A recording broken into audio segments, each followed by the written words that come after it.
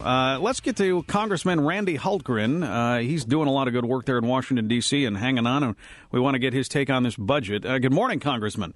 Good morning, Cisco. How you doing? I'm doing all right. Kind of nice to see some tough questions finally, huh? It is good. We need that. And that's, you know what, these are tough times. We need tough questions. We need to be willing to dig in there and do the difficult work that needs to be done, and a lot of people are frustrated that the administration's budget here just doesn't do that. Yeah, in spite of the fact that there are different parties and different views of the world, certainly. I know one of the things that he was asked about, and he's asked about this a lot, and even Republicans on the Hill bring this up, they'd like some leadership. They'd like it, whether it's Medicare, Social Security, what have you. They would really like him to come out and say, this is my position, this is exactly my plan, and to try to push for it. Even in spite of the ideological divide, that is kind of what we're looking for from our president, isn't it? I think it is. I think leadership during difficult times, of being able to dig in and at least have the conversations on things, that's what's got to happen. And that's what I'm excited about for this week. There's a couple different discussions that are happening right at the same time. One is this continuing resolution, which is dealing with the fact that last year Congress completely failed to pass a budget. First time in 36 years, no budget. So they've continued these continuing resolutions, or CRs they call them, just extending appropriations and spending with no budget framework. So that is one of the discussions that we're having, and the votes that we'll have this week is on the 2011 continuing resolution. And I'm just excited because we're seeing some real leadership from Republicans, from the new Congress, from the freshman members of the new Congress, saying that we're here, we're ready to work, we're going to be part of this process. There's over 400 amendments, I think, that are proposed, so it's going to be a very interesting couple days coming up. But my commitment has been we need to stop out-of-control spending. We've got to recognize that we're spending money we don't have, and that's got to change.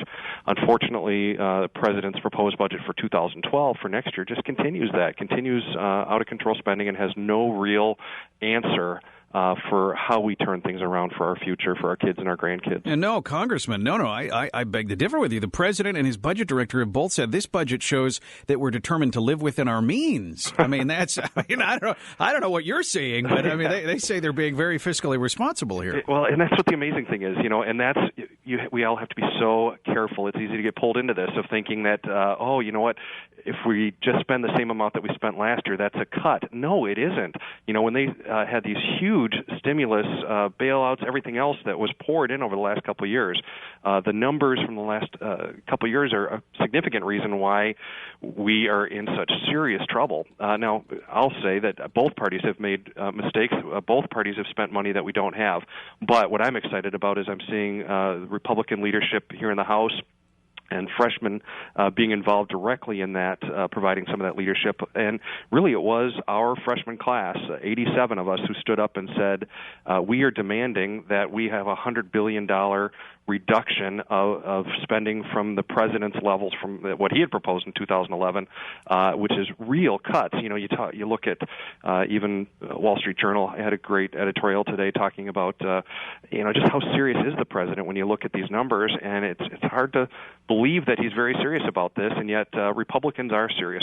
We're digging in. It's tough. It's difficult work, but it's what has to happen. And you know what? It's the difficult work that every single family in Illinois has had to go through as they've looked at their budget and said, we're not going to have money at the end of this year. We've got to find ways to save, to cut, to tighten our belts. And it's about time that Washington does the same thing. Now, what this shows, Congressman Hultgren, is getting $100 billion in cuts and hopefully shepherding that through the House and actually getting something meaningful to the president. I think what that does is says to the voters that you have a new crop of people there that is emboldened against some of the wobbly people, even in their own party, to say, no, we want serious change. And if you stick together, you can actually get it done.